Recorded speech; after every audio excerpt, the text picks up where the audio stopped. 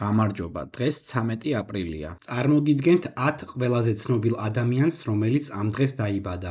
1978 წლის 13 აპრილს დაიბადა ბარსელონას ესპანელი ლეგენდა კარლეს პუიოლი. მას კარიერის მანძილზე არაერთი ტიტული აქვს მოგებული, როგორც ბარსელონას შემადგენლობაში, ასევე ესპანეთის ნაკრებთან ერთად. მათ შორის ესპანეთის ჩემპიონატი 6-ჯერ, ესპანეთის სუპერთასი 6-ჯერ, უეფას ჩემპიონთა ლიგა 3-ჯერ, უეფას სუპერთასი 2-ჯერ და სამეფო თასი 2-ჯერ. კარლეს პუიოლი ესპანეთის ნაკრებთან ერთად გახდა როგორც მსოფლიოს, ასევე ევროპის ჩემპიონი. 1975 წლის 13 აპრილს დაიბადა გერმანელი მუსიკოსი და მომღერალი ლუ ბეგა. 1988 წლის 13 აპრილს დაიბადა ამერიკელი მსახიობი და პროდიუსერი ელისონ უილიამსი. 1963 წლის 13 აპრილს დაიბადა რუსი მოჭადრაკე, მსოფლიოს მე-13 ჩემპიონი ჭადრაკში, საჭადრაკო ლიტერატორი და პოლიტიკოსი. ხშირად აღიარებული როგორც ყველა დროის საუკეთესო მოჭადრაკე გარი კასპაროვი. გარდა მსოფლიო ჩემპიონობისა, კასპაროვი იყო საერთაშორისო დიდოსტატი.